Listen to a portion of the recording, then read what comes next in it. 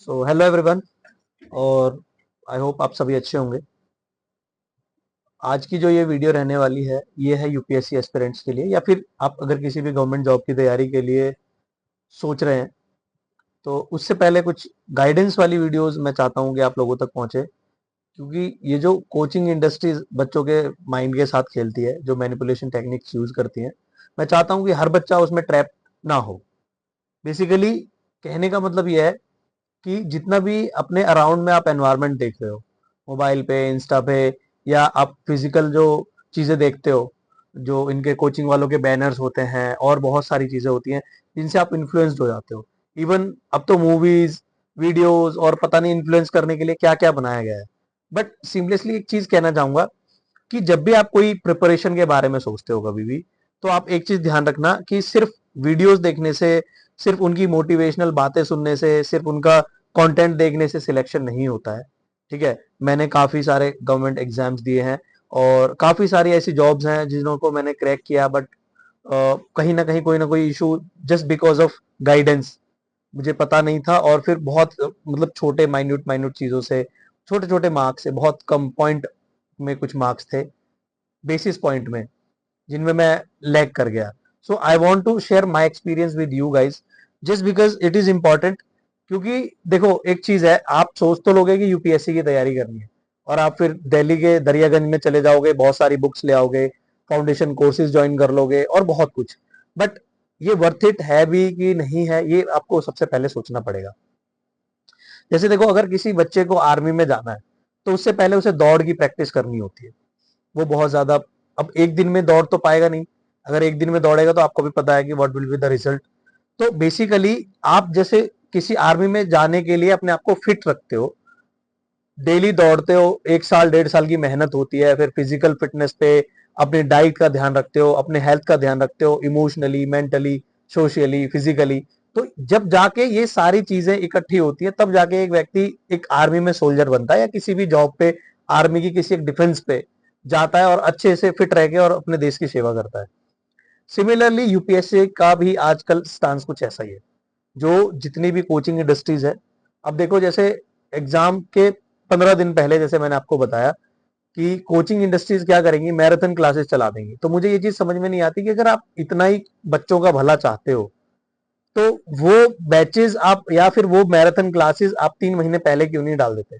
बहुत से बच्चे अब शायद कमेंट करें या ऐसा कुछ बताएं कि बहुत सा कंटेंट पड़ा रहता है, पढ़ा नहीं होगा तूने, या ऐसा वैसा। देखो, मैं सिर्फ एक ही बात, ये वीडियो उन लोगों के लिए है, कहना चाहूंगा जो लिटरली पढ़ाई करना चाहते हैं, जो लिटरली तैयारी करना चाहते हैं। और नॉन सीरियस या सीरियस स्टूडेंट्स को मैं बाइफरगेट नहीं करना चाहता कि कौन सीरियस है कौन नॉन सीरियस है। मैं जस्ट एक गाइडेंस वीडियो बना रहा हूँ जिसमें आपको बताना चाहता हूँ कि फाउंडेशन कोर्सेज जितने भी कोचिंग क्लासेस के होते हैं, या जो भी आप टेस्ट सीरीज देखते हो, या जो भी आप कंटेंट कोचिंग क्लासेस का लेते हो, मुझे नहीं पता, लेकिन मैंने कई बार, बहुत बार पैसे वेस्ट किए हैं। मैं वेस्ट इसलिए बोल रहा हूँ क्योंकि जो चीजें मैं खुद से पढ़ के खुद से ज्यादा समझ पाता हूँ, उनके वो कोचिंग में जो लेक्चर होते हैं वो 5-5 घंटे के होते हैं। अब आप एक चीज समझो कि अगर आप किसी लेक्चर को 5 घंटे देखकर भी समझ नहीं पाए और आप वही कॉन्सेप्ट एनसीईआरटी से 20 मिनट में खुद सेल्फ स्टडिंग से समझ जाते हो, तो आपके लिए, आप खुद इतने समझदार होने चाहिए कि आपके लिए क्या बेटर है ना। तो सबसे पहली चीज, सबसे पहली जो मेरी एडवाइस है, अगर आपने यूपीएससी देने का मन बना लिया है और आप क्लास 11 12 10th या किसी भी क्लास में हैं, ठीक है, या फिर आप ग्रेजुएशन में हैं, या अभी आप प्रिपरेशन कर रहे हैं, प्रिपेयरिंग फॉर यूपीएससी, तो आपको एक चीज समझनी पड़ेगी कि सबसे पहले आप एनसीईआरटीज को भाई एकदम घोल के पी जाओ, जिसको मैं बोलता हूँ। ठीक है, क्योंकि एनसीईआरटी ही एक बेस है जो आपके बेस को स्ट्रॉन्ग कर सकता है।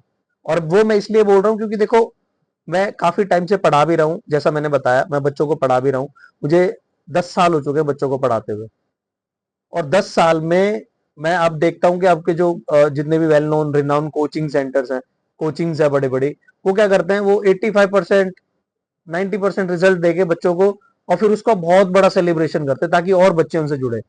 और भाई मैं भी 10 साल से पढ़ा रहा हूँ, 10 साल में मेरा एक भी स्टूडेंट फेल नहीं हुआ। 10 साल में एक भी स्टूडेंट फेल नहीं हुआ, और मैंने 12th क्लास ग्रेजुएशन तक के बच्चों को पढ़ाया, इवन मैंने कॉम्पिटेटिव क्लासेस के लिए बच्चों को गाइडेंस भी दी है, तो मेरा एक भी बच्चा स्टूडेंट कभी फेल नहीं हुआ है। तो अब एक चीज सोचो कि अगर इतने कम रिसोर्सेज में मैं सीबीएसई का एग्जाम पैटर्न क्रैक कर सकता हूं, और एग्जाम जो जितना भी एग्जाम कंडक्ट कराती है, चाहे वो 6th का हो, 7th का हो, 8th 9th, या बोर्ड्स के एग्जाम होते हैं 10th के 12th के, जब लेस रिसोर्सेज के साथ मैं इस चीज को समझ सकता हूं, मैं प्रिडिक्शन कर सकता हूं, तो ये बड़ी कोचिंग अगर सिर्फ 85% ही करते हैं तो कोई बड़ी बात नहीं है फिर।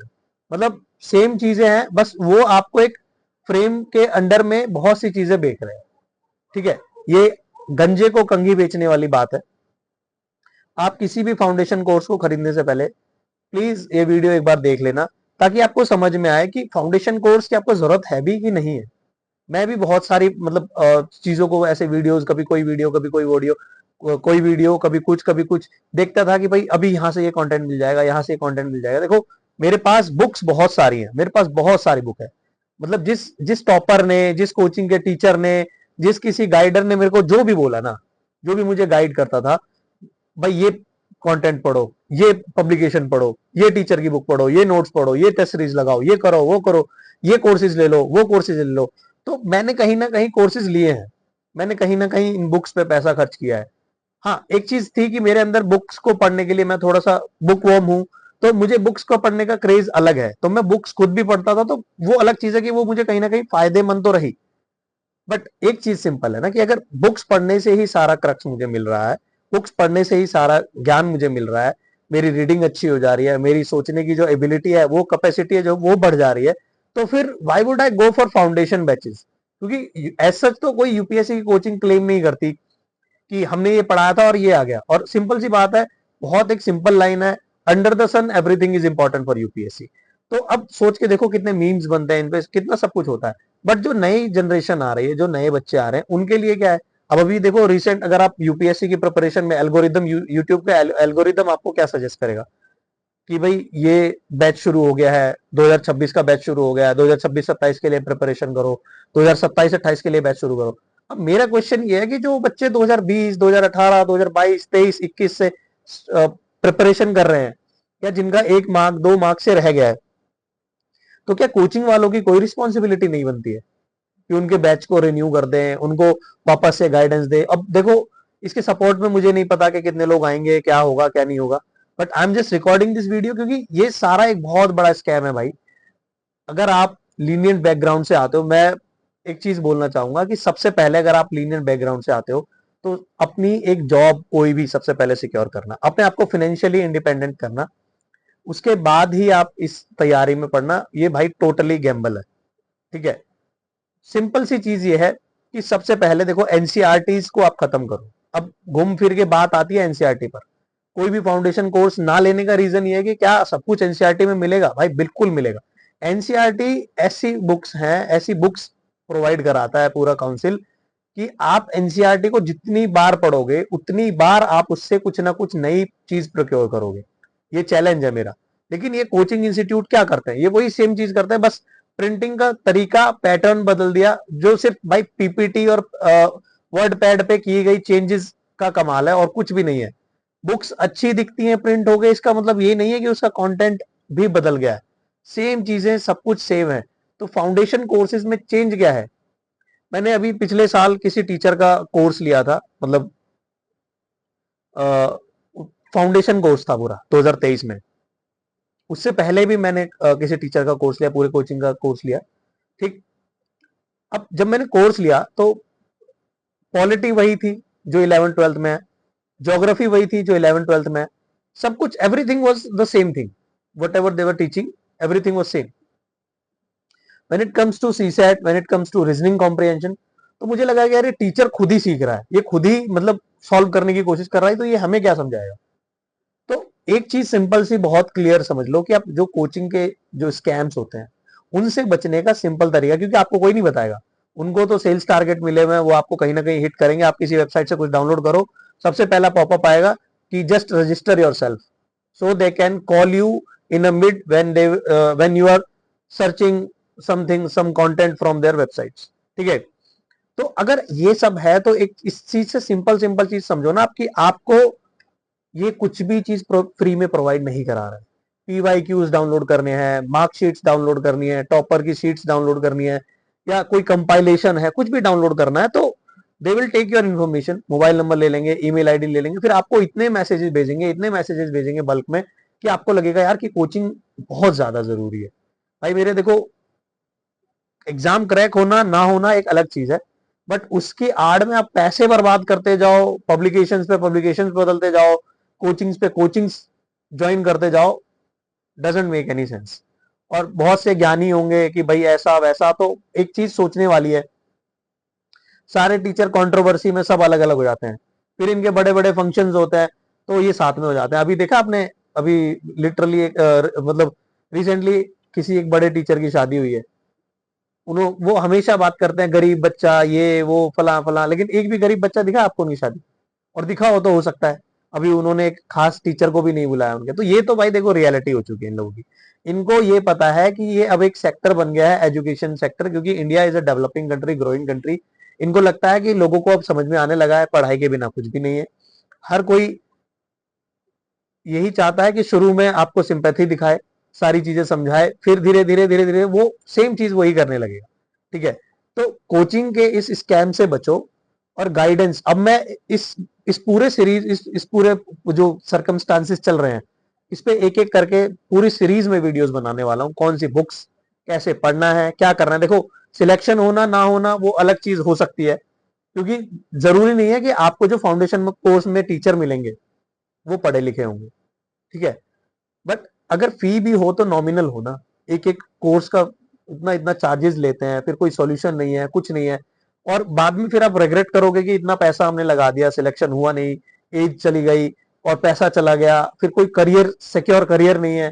ठीक है, तो बहुत सारी चीजें। और सबसे अच्छी चीज ये है कि आप ये देखो कि सेम टॉपर हर एक प्लेटफॉर्म पे खड़ा होके कहता है कि भाई हमने यहाँ से क्लासेस ये क्लासेस ली थी, यहाँ से ये क्लासेस ली थी, यहाँ से ये क्लासेस ली थी। भाई मेरे एक सिंपल सी चीज समझा रहा हूँ, अगर आप एक इंडियन एक्सप्रेस का न्यूज़पेपर भी पढ़ रहे हो ना डेली, तो आपको एक सिंपल सी चीज समझ में आएगी कि जब आप कॉम्प्रिहेंशन वहां से पूरा डिटेल वाला एक्सप्लेन वाला पेपर पढ़ोगे, उसमें 4 एडिटोरियल्स आते हैं। आपकी रीडिंग अच्छी हो जाएगी, आपकी कॉम्प्रिहेंशन भी वहां से अच्छी हो जाएगी, क्योंकि आपको समझ में आने लगेंगे अलग अलग डायमेंशन। ठीक है, जब रीडिंग अच्छी हो गई, कॉम्प्रिहेंशन अच्छा हो गया, तो सीसेट का एक पोर्शन तो कवर हो गया। आप क्योंकि डेली बेसिस पे न्यूज़पेपर पढ़ रहे हो, तो आपको करंट अफेयर्स की प्रॉब्लम नहीं आएगी, करंट इवेंट्स की प्रॉब्लम नहीं आएगी, इंटरनेशनली कुछ भी चल रहा होगा तो वो आपको पता होगा।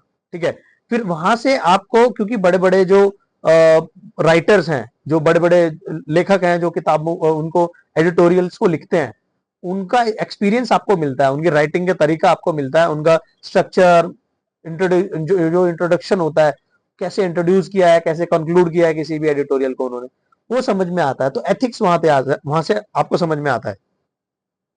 तो जब GS1 छोड़कर GS2, GS3, GS4 एक न्यूज़पेपर से कवर हो रहा है, तो what is the role of coaching that they are playing and they are not getting any kind of selections?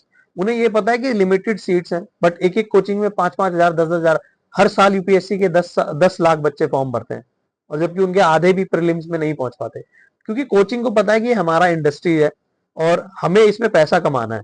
Simply सी चीज यही है। अब जब उन्हें पैसा कमाना है तो वो आपको ट्रैप बनाएंगे। ट्रैप बनाने का सिंपल सा तरीका है, मार्केटिंग इतनी कर दो, इन्फ्लुएंस इतना कर दो कि कोई हद ही ना बचे। मार्केट में हर जो चीज मिल गई वो बेचनी है, पैसे पैसे कमाने, बस बात खत्म। उसी कंटेंट को अलग अलग नाम से, कोई किसी नाम से बेच रहा है, कोई किसी नाम से बेच रहा है, कोई किसी नाम से बेच रहा है, बट कंटेंट तो कंटेंट सेम ही रहने वाला है ना। अगर आप 2 का टेबल की एक बुक लोगे, एक बेसिक मैथ्स की बुक लोगे, तो सब में तो 2 का टेबल ही होने वाला है। तो फिर कोई बुक पब्लिकेशन के नाम पे क्यों बिकनी चाहिए, कोई बुक इस नाम पे क्यों बिकनी चाहिए कि ये फलाने कोचिंग की है? अगर बेसिक सारी चीजें एनसीईआरटी में दी हुई है, तो मेरी सबसे पहली एडवाइस, मैं कुछ एडवाइसेस आपको देना चाहता हूं कि अगर आप यूपीएससी का मन बना चुके हो, तो सबसे पहली एडवाइस यही है कि आप अगर 11th में हो, 10th में हो, 12th में हो, तो भाई सबसे पहली चीज कि आप अपनी 10th और 12th की पढ़ाई अच्छे से करो। ठीक है, अगर आप 8th क्लास में हो और आपको इकोसिस्टम का मतलब नहीं पता, यू आर डूइंग नथिंग भाई। फिर वही चीज आपको 12th में पढ़नी पड़ेगी जाके। वही चीज आपको जाके फिर यूपीएससी की प्रिपरेशन में एक एनवायरमेंट और इकोलॉजी के लिए पढ़नी पड़ेगी, फिर आपको लगेगा अरे यार उस टाइम पढ़ लिया होता। तो अभी अगर आप स्टूडेंट हैं, अपकमिंग यूपीएससी एस्पिरेंट हैं, you are thinking about to prepare UPSC in future, so what you need to do, you just have to complete the syllabus in which class you are now। सिर्फ अपने 10th की तैयारी अच्छे से करो, 12th की तैयारी अच्छे से करो, क्योंकि एट द एंड आपको एनसीईआरटी दोबारा से रिवाइज करनी पड़ेंगी। एज आई सेड कि एनसीईआरटी बेसिक ऑफ बेस है, तो बेस मजबूत होना बहुत जरूरी है। स्टैंडर्ड बुक्स देखो, बुक्स पढ़ने के लिए आपको कोई ललन टॉप का डायरेक्टर तो बनना नहीं है कि भाई हमारे पास ये बुक्स होनी चाहिए, ये होनी चाहिए, ये हाँ, अगर आपकी हैबिट है बुक्स पढ़ना तो अलग बात हो सकती है। एनसीईआरटी के बाद पहले तो एनसीईआरटी कंप्लीट करो। सबसे पहले तो अगर आप जिस क्लास में हो उस क्लास की बुक्स पढ़ो, अच्छे से पढ़ो, अच्छे मार्क्स लाओ, अच्छा स्कोर करो। स्कोर इसलिए मत करना कि एक पैरामीटर सेट करना है कि मेरे 90% आए, 100% आए। स्कोर इसलिए करना क्योंकि स्कोर तभी आते हैं जब बच्चा पढ़ता है। ठीक है, मैं अपने 10 साल के एक्सपीरियंस से बोल रहा हूँ। स्कोर उन्हीं बच्चों के आते हैं जो पढ़ता है, जो नहीं पढ़ेगा उसके स्कोर नहीं आएंगे, इवन वो पास भी नहीं हो पाएगा। ठीक है, दूसरी चीज, जब आप पढ़ते हो तो उनके नोट्स बनाना अभी से शुरू करो। नोट्स क्या करते हैं बहुत से बच्चे की, आधे से ज्यादा बच्चे तो नोट से आज तक उनका एक्सपोजर ही नहीं हुआ है। दूसरी चीज, जब उनको नोट्स पता चलता है तो वो पूरी पूरी बुक्स छाप देते हैं। पहली रीडिंग दूसरी रीडिंग में कभी भी नोट्स मत बनाना, दूसरी चीज। तीसरी चीज, फालतू की बुक्स इकट्ठी मत करो। सारी एनसीईआरटी 6 से लेकर 12 तक की इकट्ठी करके लाने की जरूरत नहीं है। क्लास वाइज या फिर सब्जेक्ट वाइज, अगर क्लास वाइज है तो 6 की, जैसे 6 से स्टार्ट करनी है तो क्लास 6 की सारी एनसीईआरटीज ले आओ। अगर सब्जेक्ट वाइज स्टार्ट करनी है, सपोज आपको ज्योग्राफी से स्टार्ट करना है, तो ज्योग्राफी की सारी बुक्स ले आओ, 6 की ले आओ, 7 की ले आओ, 8 की ले आओ, 9 की ले आओ। तो ये सब्जेक्ट वाइज होता है। ठीक है, फिर जब आप एनसीईआरटीज खत्म कर लोगे ना, तो आप उठाना यूपीएससी के पीवाईक्यूज के पेपर। यूपीएससी की वेबसाइट पे पीवाईक्यूज मिल जाते हैं, या फिर इस मामले में आप किसी भी कोचिंग की वेबसाइट पे चले जाओ। अब आप कहोगे कि अच्छा, इतनी देर से कोचिंग की बुराई कर रहे थे और अभी, तो भाई इतना यूज अगर वो आपका कर रहे हैं तो आप भी थोड़ा यूज तो उनसे कर ही सकते हो ना उनका। ठीक है, या फिर यूपीएससी तो प्रोवाइड कराती ही है। ठीक, या फिर यूट्यूब पे इतना कंटेंट पड़ा हुआ है, मुझे नहीं लगता कि मुझे इस चीज में बनाने की जरूरत है कि मैं पीवाईक्यूज, जो चीज वीडियो फ्री में पड़ी हुई है उसके लिए आप why are you paying for that, कोई जरूरत ही नहीं है उस चीज की। जब आप ये चीज कर लेते हो, पीवाईक्यूज कर लेते हो, पीवाईक्यूज करने के बाद आप यूपीएससी का सिलेबस देखो। उस सिलेबस को दिन में 2 बार 3 बार कॉपी में लिखो। लिखना इसलिए ताकि आपको वर्ड समझ में आएंगे। ठीक है, क्योंकि आप सोच रहे हो कि क्रिटिकली एनालाइज, जब मेंस के क्वेश्चन देखोगे तो उसमें एक्सप्लेन करना, क्रिटिकली एनालाइज करना, और अलग अलग की टर्म्स होते हैं जो आपको शायद समझ में ना आए। ठीक है, क्योंकि आपने 10th में 12th में सिर्फ 5 नंबर 10 नंबर के क्वेश्चंस का आंसर 5 लाइन 7 लाइन में दिया है। UPSC has a limit for their answer writings. ठीक है, लिमिट में भी लिखना है, इंपॉर्टेंट क्या है वो भी लिखना है, और डिफरेंट भी लिखना है जो बाकी बच्चे हैं उनसे, तभी सिलेक्शन हो पाएगा। इवेल्युएशन एक इंपॉर्टेंट एस्पेक्ट होता है, मुझे लगता है वहां पे जरूरत पड़ सकती है आपको एक अच्छे टीचर की, एक अच्छे गाइड की। ठीक है, बट अगर आप पहले फेज में ही जाके किसी का सहारा ले लोगे तो फिर आपकी जो गाड़ी है वो स्लो होनी शुरू हो जाएगी। कहने का मतलब ये है कि आप पहले अपने आप को सेल्फ डिपेंडेंट कर लो, सेल्फ इंडिपेंडेंट कर लो, ताकि आप किसी पर डिपेंडेंट ना हो पाओ। कि आपका बैकलॉग नहीं होना चाहिए, आपने बहुत सारी चीजें पढ़ी हुई है वो आपको एकदम तुरंत से याद आनी चाहिए। ठीक, जब आप सिलेबस देखते हो तो सिलेबस देखने के बाद बहुत सी, अब तो तरह तरह के, कि प्रीलिम्स का कोर्स अलग आ गया है, मेंस का कोर्स अलग आ गया है, GS1 का अलग, GS2 का अलग। मतलब पहले अगर 2-2.5 लाख रुपए कोचिंग की फीस होती थी, उसमें सब कुछ इंक्लूड होता था। अब कुछ नहीं किया, बस पार्टीशंस बना दिए उनके, छोटे छोटे सेग्रीगेट करके, कि प्रीलिम्स की सिर्फ क्रैश कोर्स की फीस 5,000 10,000, अगर आपको सिर्फ सी सेट पढ़ना है तो 3,000, आपको ऑप्शनल लेना है तो 22,000 25,000। तो ऐसे करके ये पार्टीशन कर दिया इन्होंने, लगा लो काइंड ऑफ। और जिसकी वजह से ये सारा जो आप बर्डन है ये आपके ऊपर पड़ता है। जो नए अपकमिंग स्टूडेंट्स होते हैं उनको लगता है कि अरे यार इतना पैसा, और पैसों के चक्कर में बहुत सारे स्टूडेंट्स तैयारी भी नहीं कर पाते। तो मेरा सजेशन यही है कि सबसे पहले एनसीईआरटीज भी आपको अगर खरीदनी नहीं है तो आपको एनसीईआरटी की वेबसाइट पे मिल जाएंगी, सारी बुक्स अवेलेबल हैं। ठीक है, किसी भी सब्जेक्ट की चाहिए हो आपको। एनसीईआरटी नहीं मिलेगी तो तमिलनाडु है, तमिलनाडु नहीं तो यूपी बोर्ड है, यूपी बोर्ड नहीं है तो बिहार बोर्ड है। समहाउ एनसीईआरटी को सेंटर में रख के ही हर स्टेट ने अपनी बुक्स लिखी हुई है। ठीक है, अगर आप राउंड द कॉर्नर जाओगे तो आपको सब कुछ सेम ही मिलेगा, लगभग लगभग सेम मिलेगा। क्योंकि मैंने मोस्टली बोर्ड्स की बुक्स देखी हैं, मोस्टली बोर्ड्स के क्वेश्चन पेपर्स देखे हैं और बच्चे देखे हैं जो अलग अलग बोर्ड्स है, यूपी बिहार के बच्चे मेरे पास पढ़ते हैं। तो मुझे ये आइडिया है कि जितनी भी बुक्स लिखी जाती हैं वो सभी बुक्स एनसीईआरटी के पैरामीटर्स को ध्यान में रखकर सेंट्रलाइज कर कर ही लिखी जाती है। तो आप किस स्टेट से बिलोंग करते हैं डजेंट मैटर, आप स्टेट बोर्ड की बुक्स भी पढ़ सकते हैं, एनसीईआरटी तो फ्री है ही ऑफकोर्स। ठीक है, जब आप ये 4 काम करते हैं ना तो आपको इसी में बहुत सारा टाइम लग जाएगा। और देखो यूपीएससी एक लॉन्ग जर्नी है, आप ये मत सोचना कि आप पहले साल में यूपीएससी की तैयारी करोगे, पीटी दोगे और फिर निकल जाएगा। और आपको जो बताया जाता है कि अरे फर्स्ट अटेम्प्ट में क्रैक कर दिया, थर्ड अटेम्प्ट में करेक्ट कर दिया, तो भाई देखो मैं एक चीज बोलूंगा कि अगर आपका लीनियंट बैकग्राउंड है, आपके पास कोई गाइडेंस वाला नहीं है, आपकी फैमिली में दूर दूर तक कोई सिविल सर्विसेज तो छोड़ दो, कोई छोटी मोटी सर्विसेज में भी नहीं है, और अगर छोटी मोटी सर्विसेज में है भी ना तो जरूरी नहीं है कि उस व्यक्ति को यूपीएससी के बारे में सब कुछ पता हो। आज तक मैंने एक चीज देखी है कि जब भी मैं किसी को बताता हूँ, मेरे फ्रेंड जोन में बता रहा हूँ मैं, व्हेन आई स्टार्टेड यूपीएससी, तो मेरे दोस्त ये पूछते थे कि यूपीएससी का कोर्स कब तक कंप्लीट हो जाएगा। उनको लगता था कि यूपीएससी इज अ कोर्स, जिसके बाद मैं आईएएस बन जाऊंगा। ठीक है, और बहुत से लोगों को लगता था यूपीएसआई यानी कि सब इंस्पेक्टर की जॉब। तो that much of lack of knowledge है लोगों के अंदर। तो आप गाइडेंस जिससे भी लो, आप ये सोच के लेना कि आपको पता होना चाहिए कि जिस व्यक्ति से आप गाइडेंस ले रहे हो उसने आज तक कितने एग्जाम्स दिए हैं, उसको नॉलेज है भी कि नहीं है। और मैं भी जो अपनी ये वीडियो बना रहा हूं, मेरी वीडियो देखने के बाद भी आप जाकर इस वीडियो को वेरीफाई करो, जो पॉइंट्स मैंने बताए आपको वो क्रॉस चेक करो कि कहीं मैंने कुछ गलत तो नहीं बताया, कहीं ऐसा कुछ तो नहीं है। लेकिन रियलिटी यही है, देखो भाई मैं अपने एक्सपीरियंस से आपको एक्सपीरियंस शेयर कर रहा हूँ अपना। और कई सारे कोचिंग के जो इंस्टीट्यूट्स के जो उनके जो पुराने एम्प्लॉयज हैं जिनको निकाल दिया जाता है, वो भी अब ये वीडियोस बनाते हैं। अभी रिसेंटली आपने देखा अमित वरीदी किलोर करके एक सर हैं, बहुत अच्छा पढ़ाते हैं, लेकिन उनको स्टडी आईक्यू ने निकाल दिया। बस वही रीजन वही है कि वो बच्चों के हित में सोच रहे हैं, और जो जो टीचर बच्चों को प्रोडक्ट नहीं समझे, मान लो कि कस्टमर नहीं समझेगा अपना और एजुकेशन को प्रोडक्ट की तरह नहीं बेचेगा, उसके साथ यही होने वाला है। सिंपल है। तो क्लेम करना तो बहुत बड़ी बात है ना कि हमारे यहाँ 10,000 बच्चे पास हुए, हमारे यहाँ 20,000 बच्चे पढ़ते हैं, 30,000 बच्चे पढ़ते हैं, लेकिन आप बच्चों के लिए कर क्या रहे हो? भाई मुझे आज भी याद है कि मैं किसी कोचिंग की पहली वीडियो देखी थी जब उन्होंने स्टार्ट किया था यूपीएससी को पढ़ाना। तो मैंने उनको बोला था कि सर ईएमआई अवेलेबल है क्या? तो उन्होंने मेरे को एक कमेंट में, बकायदा कमेंट में, ये भी नहीं कि पर्सनल टेक्स्ट में आया होता, वैसे पर्सनल टेक्स्ट आता कैसे, क्योंकि इट वाज ऑन यूट्यूब। तो उन्होंने मेरे को रिप्लाई किया था कि अगर पैसे नहीं है तो बिना पैसों के यूपीएससी की तैयारी करोगे कैसे? तो सोच के देखो आपकी उनका लेवल क्या था, कैसे वो, मतलब इतनी बड़ी बात उन्होंने बोल दी कि ठीक है, उस टाइम पे फाइनेंशियल प्रॉब्लम्स थी तो मैं नहीं कर पाया था, या मेरे दिमाग में ये था कि मुझे घर से हेल्प नहीं लेनी है, मुझे अपने दम पे करना है। तो ठीक है, मैं आज कर रहा हूँ। मुझे अब ये समझ में आता है कि बच्चों को गाइडेंस की कितनी जरूरत है। तो आप बिना सोचे समझे सारी बुक्स मत लेके आओ, सारा इकट्ठा मटेरियल मत खरीदो, क्योंकि वो एक बर्डन क्रिएट करेगा। अरे यार ये भी नहीं पढ़ा, ये भी नहीं पढ़ा, फिर प्रोक्रेस्टिनेशन में रह जाओगे आप।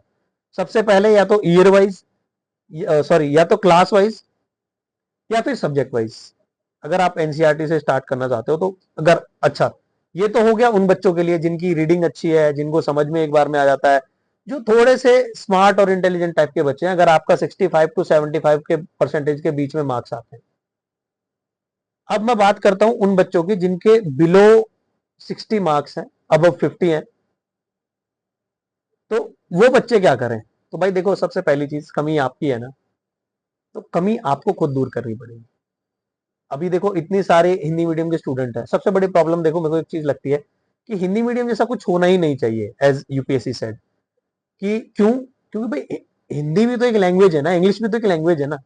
अगर आप इंग्लिश ही नहीं सीख पा रहे हो तो फिर हिंदी मीडियम का मतलब क्या होता है कि हिंदी मीडियम का स्टूडेंट। मैं भी भाई गवर्नमेंट स्कूल से पास आउट हूँ, मेरे टाइम पे भी इंग्लिश अच्छी नहीं थी लोगों की, इवन आज भी नहीं है। ठीक है, अभी भी मैं बच्चों को पढ़ाता हूँ तो उनको लगता है कि 3 महीने में इंग्लिश आ जाएगी, 5 महीने। अब सोच के देखो, सपोज मेरी एज 27 साल, 28 साल, 25 साल जो भी है, और जो चीज मुझे बचपन से लेके 25 साल में नहीं आई वो 3 महीने में कैसे आ जाएगी? किसी भी चीज को करने का एक पैटर्न होता है, एक तरीका होता है। तो उस पे आपको काम करना पड़ेगा खुद। ठीक है, उस पे आपको खुद काम करना पड़ेगा। तो अगर आपको लैंग्वेज बैरियर है तो लैंग्वेज को अच्छा सुधारो, व्याकरण अच्छा करो, चीजों को समझो, तब जाके। और देखो, मैं एक चीज बोलूंगा कि क्योंकि मैं एक अच्छा बाय प्रोफेशन टीचर भी हूं, तो मुझे समझ में आता है कि बच्चे इतना खर्च नहीं कर सकते, जैसी कंडीशन है, अनएम्प्लॉयमेंट की प्रॉब्लम चल रही है, महंगाई इतनी है, तो बहुत सी चीजें माँ बाप को देखनी पड़ती है।